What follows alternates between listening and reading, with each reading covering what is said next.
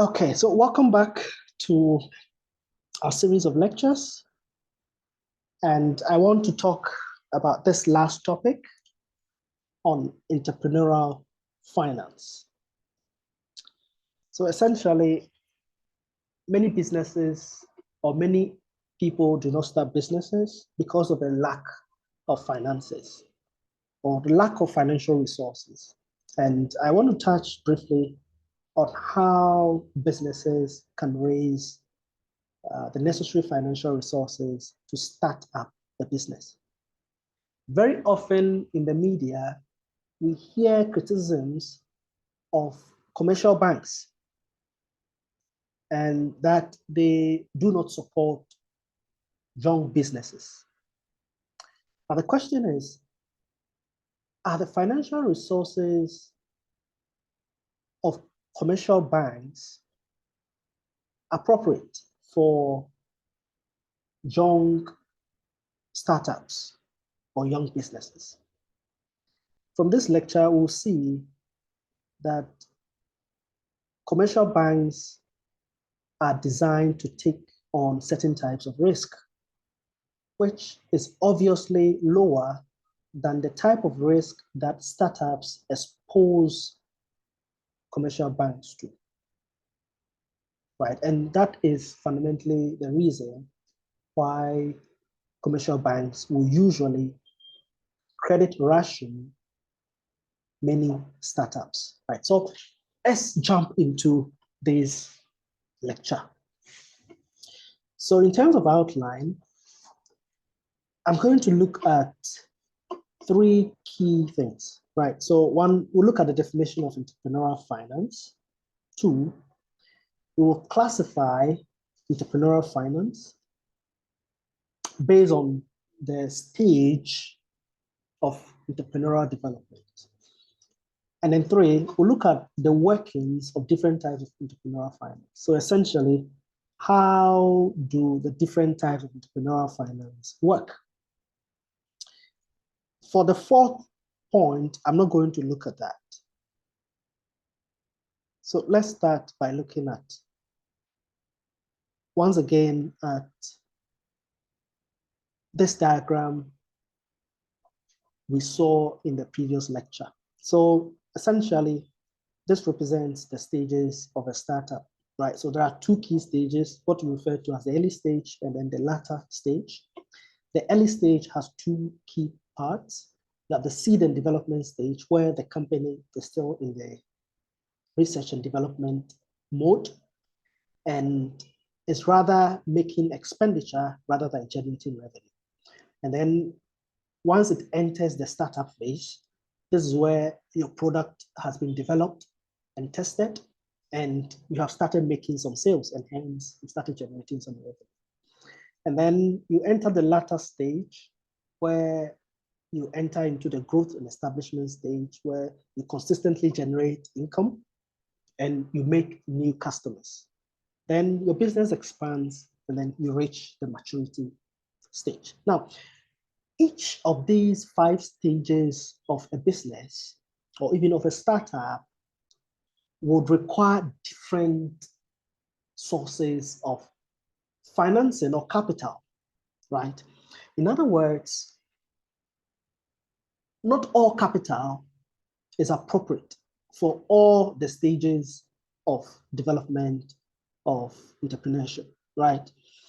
And so one of the reasons why some entrepreneurs do not get the necessary capital is that they approach the wrong people, or they approach the wrong institutions, right? And we'll see that as we move on. So how would we define entrepreneurial finance? Essentially, it is the study of value and resource allocation applied to new ventures. But I would like to put it simply, that it is essentially the financial resources that are needed to finance the different stages of entrepreneurial development or entrepreneurship. And entrepreneurial finance addresses 4 key questions, right?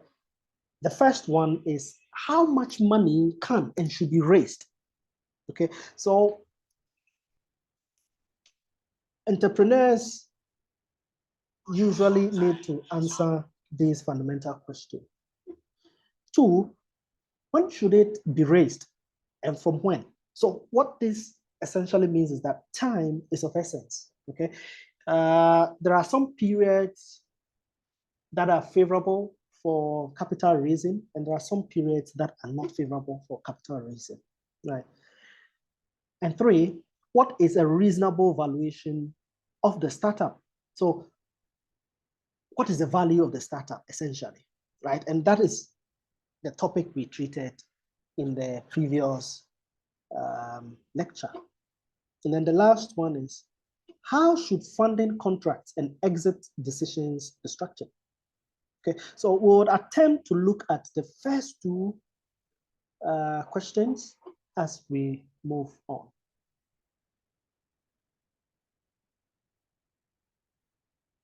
So in terms of the sources of entrepreneurial financing, there are two key sources. One is that it's either the entrepreneur uses his or her own money to finance all the 5 stages of entrepreneurship, in which case we would technically say he or she is engaged in what is called financial bootstrapping. Or the entrepreneur uses other people's money, which we refer to technically as external finance, right? And under each of these two sources, main sources of financing for entrepreneurship, there are different kinds of tools or vehicles or forms of financing that can be done. So under financial bootstrapping, where the entrepreneur uses his or her own money, the entrepreneur can use his own savings, what you refer to as sweat equity, that has been built over the years. Okay, so if the person, let's say, previously used to work for a company and has been able to build a stock of savings over the years that he worked, then he can use that money to finance his entrepreneurial ventures, right? He can also minimize his or her accounts payable. His or her accounts payable. You see, accounts payable are actually the expenditures, the expenses you make. So in order to minimize or in order to reduce the amount of money you need to start up, you can actually design your business in a way that you minimize account payables. And let me give you an example of this. So you realize that many of the big businesses you see today are believed to have started from the garages of their parents. So the likes of the Facebooks and the rest, you delve into it and you realize that one way or the other, they started from the garage of their parents. So, and the reason for that is that it helps to reduce the amount of rent you pay for an office. You get it? And so the office rent is shaved off, and that reduces the amount of capital you need to start the business. You get it? So instead of going to rent an office, if you can start a business from your home, your bedroom, that is going to reduce the amount of money you need. You can also minimize the amount of inventory. So inventory is a stock of goods that you have manufactured or bought for resale or sale, right? And so if you don't have a lot of capital, then you should just manufacture as many as can be sold and capital realized from it. Okay, that can also help you to reduce the amount of capital you need. And then you can delay payments. So think about it. If you purchase raw materials for the production of the good you sell, if it is possible for you to get what is called trade credit from your sellers or from your creditors, such that you can, they will spread the repayment over a period of time for you. It will help reduce the amount of capital you need. And there are many businesses, young people who are running businesses on this type of finance. So you see, many of the young people you see in traffic who sell, bottled water, PK, and the likes, very often they take these products on credit. And then when they sell it off, they take the profit and send the cost, remit the cost to the owner of the of those goods, or to the supplier of those goods.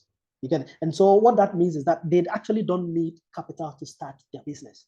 They can take it on credit, pay it off, sell it off, take the profit, and then remit the cost to the supplier. And then sometimes government or various government programs may provide some subsidies to entrepreneurs, right?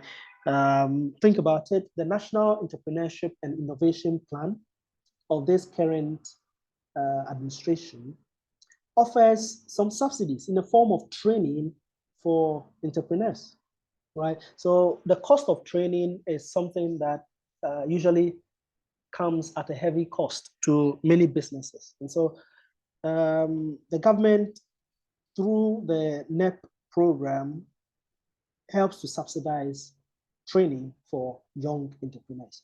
And I think is a good thing. I think the Youth Start program also attempts to do a similar thing. And then the last form of finance that companies can utilize by way of financial bootstrapping is personal debt. So the entrepreneur, because the startup may be in the seed and development stage, or even at in the startup stage, and may not have generated any revenue, then there's no evidence of the capacity of that startup to repay a loan if it is giving one. And that's partly because of, that is partly one of the reasons why many startups will never be able to generate or raise capital from commercial banks. It's this inability to repay because they are not generating revenue, or if they are generating revenue, they are not generating enough to repay that loan, right? And so the entrepreneur, if he has a very good credit score, right, he can leverage that credit score, take a personal loan, and use that personal loan to finance his business, okay? And that can work. And this approach to financing projects, it's quite common, you see. And let me give you an example. You see, mortgages, which is a loan you take to either buy a house or to build a house, is very limited in Ghana. And so, but the question is, when you look at the National Housing Survey, you find that Ghana is a home ownership country. What that means is that most people own the houses they live in. So how did they, or were they able to acquire those homes? And for a lot of them, it is through sweat equity and the personal loans they took in their own name and not in the name of the building they were going to put up. So people take personal loans and then they use those personal loans to build. And then the bank takes or deducts the repayments from their salaries and so on, right? And so personal loans remains one of the viable ways by which entrepreneurs can financial bootstrap. Then some forms of external financing or other people's money that can be used to finance the entrepreneurial development process is through angel financing, venture capital, crowdfunding, and hedge funding, right? I will focus this class on angel investment or financing and venture capital, right? So and these two classifications essentially has got to do with the source of the money, right? So there are two key sources, your own money or other people's money. We can also classify entrepreneurial finance based on the stage of the startup, okay? And here, the key point to note is that different sources of financing will be appropriate for different stages of the entrepreneurial journey, okay? So in the development stage, which we can also call the pre-seed or the seed and development stage, there are three main sources of financing for those stages. Remember, the seed and development stage is where you are researching, you have a concept of the business idea, you are doing research and development, you are trying to prototype the idea and so on, okay? And in this stage, the entrepreneur or many entrepreneurs usually use their own assets in the form of sweat equity or savings they have made over the years to finance that stage, okay? Sometimes some people may even sell some of their physical assets to be able to finance this stage, okay? So they may have maybe some redundant assets at home. Maybe they have two laptops and they don't need two laptops. They need cash. So they may sell one and use the cash to continue their research and development. You get it? Then also, for many entrepreneurs, they receive support from family and friends. From family and friends. Sometimes the research and development phase may not require, any form of expenditure. But as a human being, you have to survive. You have to eat. You have to drink. You have to sleep somewhere, right? In a house. Or in other words, you need shelter. So whilst you are researching and you are developing and you are not generating any revenue, how do you meet these basic needs, right? So sometimes, so for young people, they may stay in the family house and still continue enjoying the food from their parents until their business gain grounds, and then they can now move from the family house into their own house and so on. Sometimes friends can also support during this phase as well. And then you can engage in what is called financial bootstrapping. And an example of financial bootstrapping is you minimizing your accounts payables. You see, your accounts payables. So instead of going to rent an office to facilitate the research and development phase, which is not generating any revenue, you can do that research and development in your bedroom, and that will save you some money, right? The second phase is the startup stage, or what you call the seed stage. And for the seed stage, a number of sources of entrepreneurial finance are viable. So once again, the entrepreneur may use his or her own assets in the form of savings or sweat equity. Family and friends are also very useful during this stage. Then you have business angels coming in, right? So we'll talk about business angels later.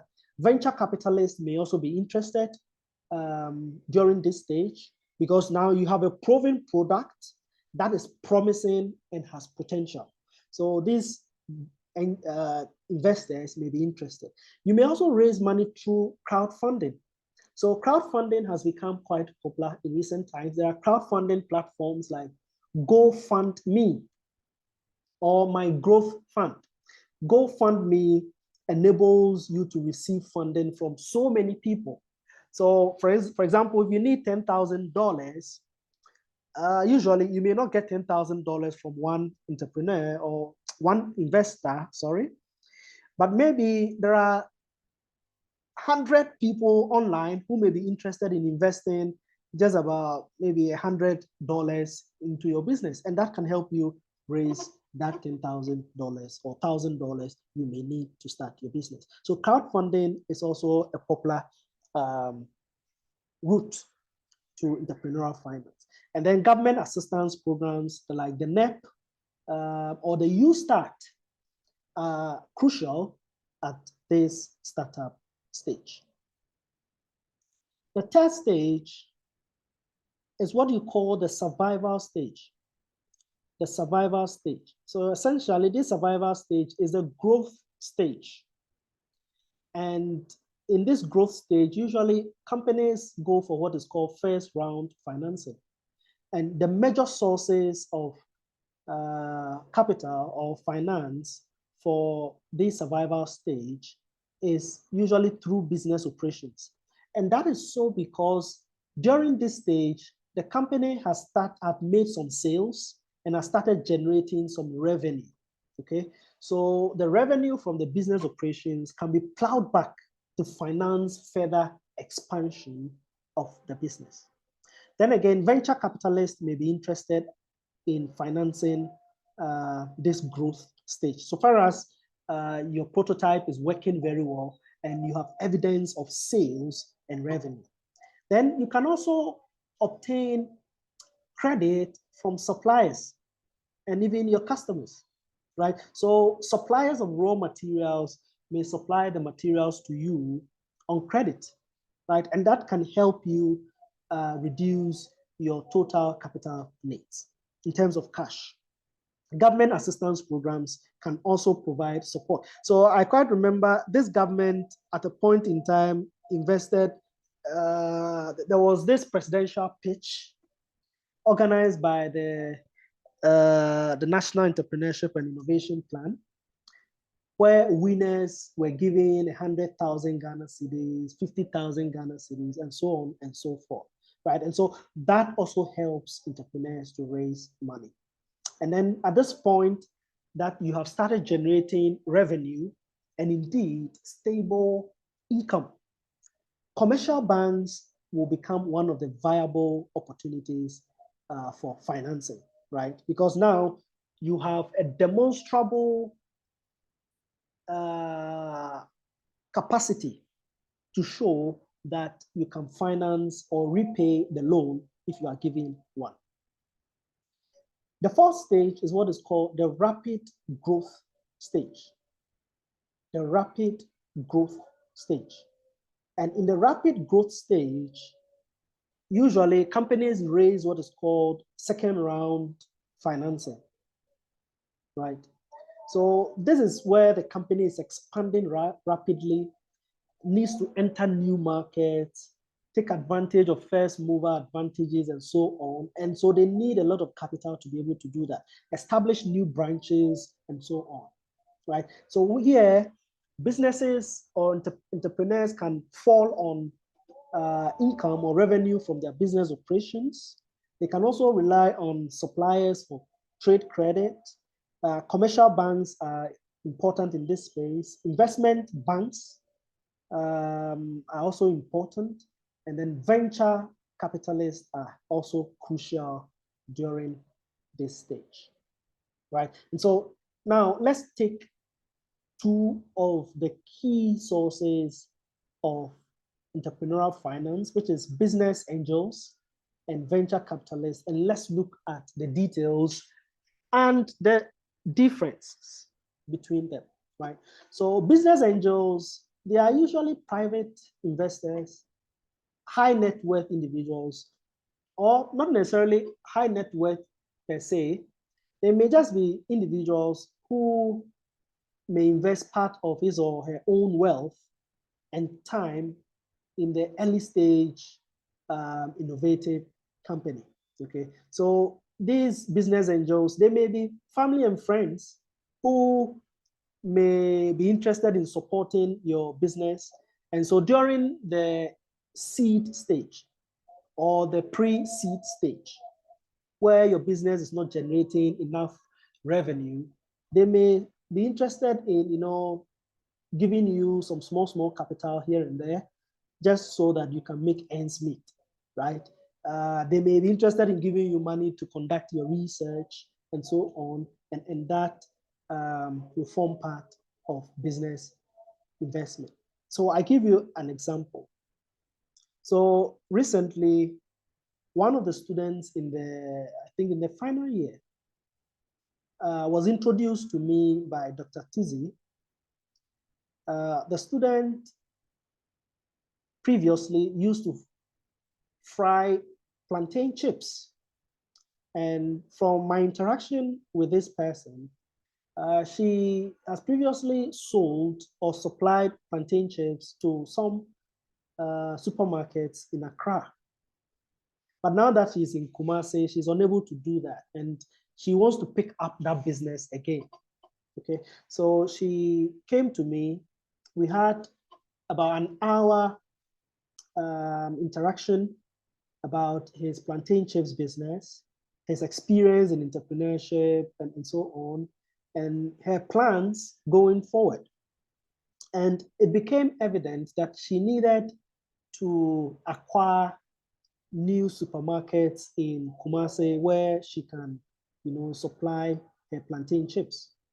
And to do that, she needed to do research, right? She needed to move around. She needed to create a prototype of her plantain chip because she had approached a few supermarkets and they asked her to supply some samples for them to consider, right? And she didn't have the money to, produce the sample. So I had to give her some 700 cedis to do that, right? And so she came to show me evidence of the plantain chips, which she had packaged very well in some containers, ready for the market. And so in that case, you can consider me as a business angel.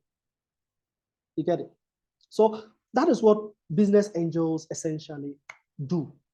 Okay, they may be interested in the profits of the company, or they may just be interested in helping you succeed or do well, right? And I'm sure you've come across many of such people in your lives. And the whole idea of business angels can be traced back to a gentleman called Frederick Terman. Frederick Terman is considered the father of Silicon Valley.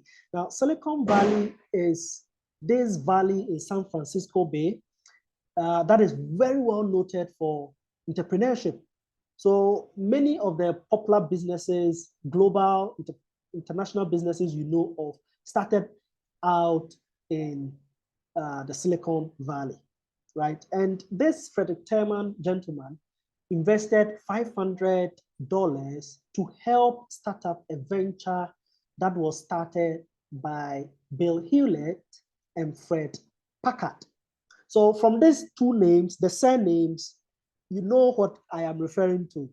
The computer manufacturing company called HP or Hewlett Packard, right, was at one point in time a startup.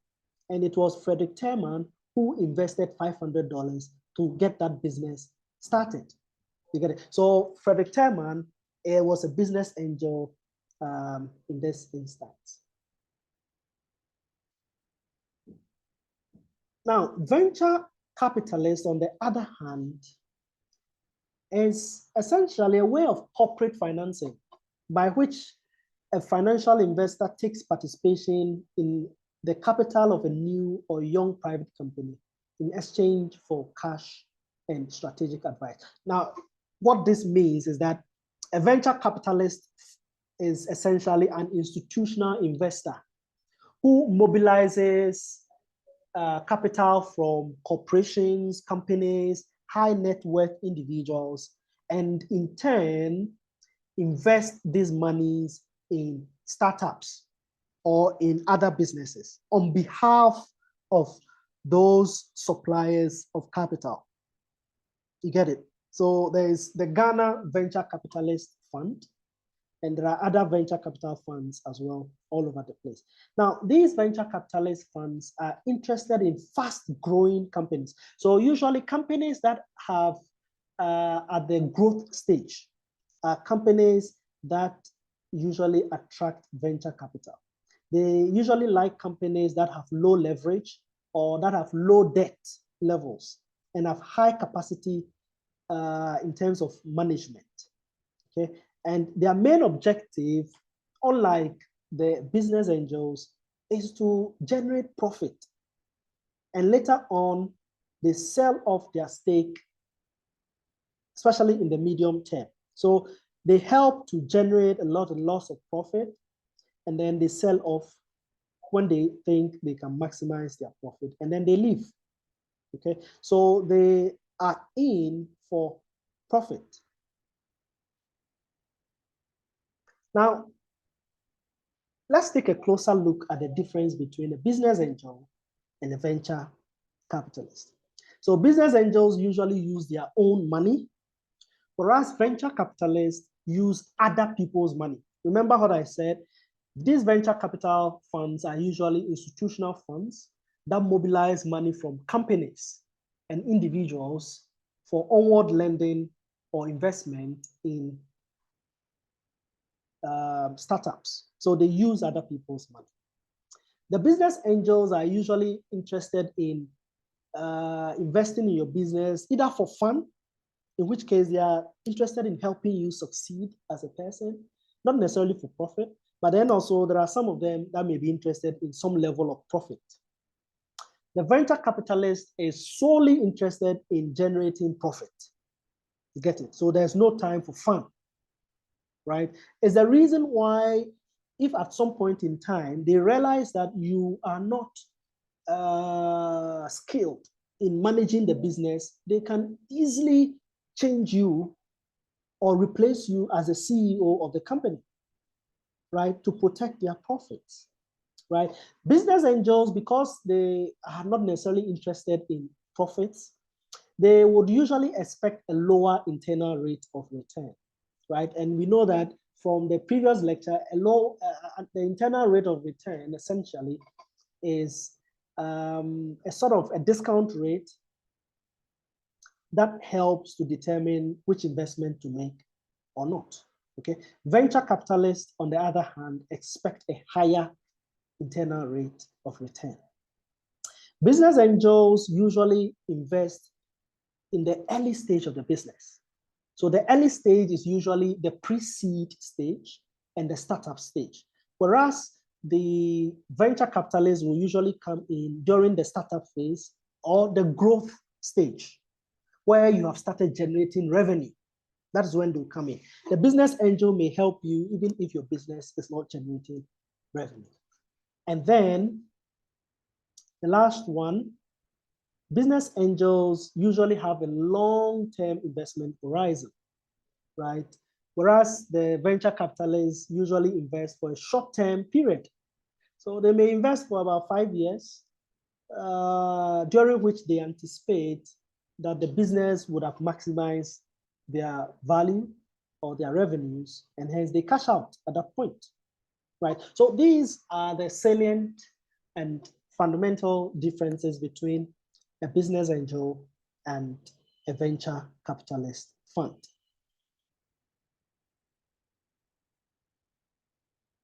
And then lastly, I want to talk about some of the factors that affect the ability of startups to raise external finance, right? So in finance, there's what we call the 5 C's lending criteria. The 5 C's lending criteria. And the first C represents capacity. Capacity. So by capacity, I mean your ability to generate revenue and income, right? And that ability is evidence of your ability to repay back a loan if it is given to you. So think about it. If you are jobless and you want a loan from a bank, the question will be, how would you be able to repay this money? If you are a startup in the pre-development stage and have not yet started generating revenue, the banks will ask you, how are you going to repay this loan? You get it? And so only businesses that have started generating some form of revenue or income are able to demonstrate their capacity to repay the loan. And hence, they are those companies that are able to raise external financing. The second C is what is called capital. Capital. So here, capital essentially means your access to some form of existing money. So how much cash do you have yourself to contribute towards the business? Now, if you want other people to invest in your business, how much of your own skin have you put in the business? How much have you invested in the business, and how much do you have to invest in the business? So if you don't have anything to invest in the business, then it's an indicator that your business may be very risky, because the point is that you can take other people's money and spend it anyhow, and the business may go bankrupt and other people may lose their money. You get it? But if your money is involved in the investment, then you will take very good care of the investment, because when the business goes bankrupt, you will also be losing money. Okay, so capital is another indicator of the riskiness of a business. And without it, very often entrepreneurs or startups may not be able to raise capital or external financing. The third C is what is called character. Character. So character. So usually before a creditor or a lender will give you money, the creditor wants to be sure that you have the character, or what we refer to as the willingness to repay back that loan, right? And the way by which they know this is by making reference to your previous behavior in the repayment of loans, right? Your previous behavior in the repayment of loans. So if previously you took loans and didn't pay back, then it shows that if you are giving money again, you won't pay back, because all things equal, you behave the same way as you behaved previously, right? So usually your credit score is an indicator of your character. So very low credit scores would usually indicate a high level of risk, and external financiers may not give you money. And this is the problem that many startups usually face. So as a startup, you may not have borrowed before, and so you don't have any record of borrowing and repaying of loans. So usually, if that is the case, you have a poor credit score, and that would usually redline you or prevent you from getting external financing. The fourth C is what is called collateral. So collateral, very often young businesses don't have the assets to pledge as collateral for a loan. And we know that a collateral is simply an asset, usually in the form of real estate, that is pledged as security for the repayment of a loan or debt. And young businesses or entrepreneurs may not have houses or offices to land to pledge as collateral for the loans. And so that becomes a major constraint, right? And then the last C is conditions. So here it refers to market conditions. So remember the point I made earlier on, that there are more appropriate times for raising capital. Some times or periods may not be appropriate, right? Like, for example, the current market condition is not appropriate for raising capital because interest rates are now extremely high, right? I remember a few years ago, Fidelity Bank was offering university staff loans at an interest rate of 17%. Since the debt exchange program Now they are offering loans well above 25% and even entering into 32% and so on. You get it? And so these are not very good times for raising capital. Remember the popular reference to the golden age of business during the Kufuor time. It's believed that banks were chasing entrepreneurs to give them money because the economic conditions were so good that they had a lot of resources they needed to give out at very low interest rates. But in the current market condition, it is very difficult for entrepreneurs to raise money from the system. And so you must always take into account the market condition before you go out looking for external financing. So essentially, we can classify entrepreneurial finance into two. One, in terms of the source of the financing, that is whether you use your own money or you use other people's money. We can also classify entrepreneurial finance based on the stages of the business, right? And we said that there are 5 key stages, and each of these 5 key stages will require certain types of finances, right? Yeah, so, and we said that there are some key sources of financing for businesses. You have business angels who have played major roles in financing startups. The likes of Freddie Terman, who supported HP computers to launch, and so on. You also have the venture capitalists who also will usually come in during the growth phase of a business, right? And they are in for the profits, unlike the business angels who may be or who may invest because of the fun of investing or just trying to support you to succeed, in this life, and so on. And we've also looked at 5 factors that influence external finance raising in the form of the 5 C's lending criteria, which are: 1, your capacity, your capital, your character, your collateral, and the market conditions, right? So these are essentially the key things we need to know about entrepreneurial financing for this course. So once again, thanks for your attention, and I hope to see you some other time. Bye.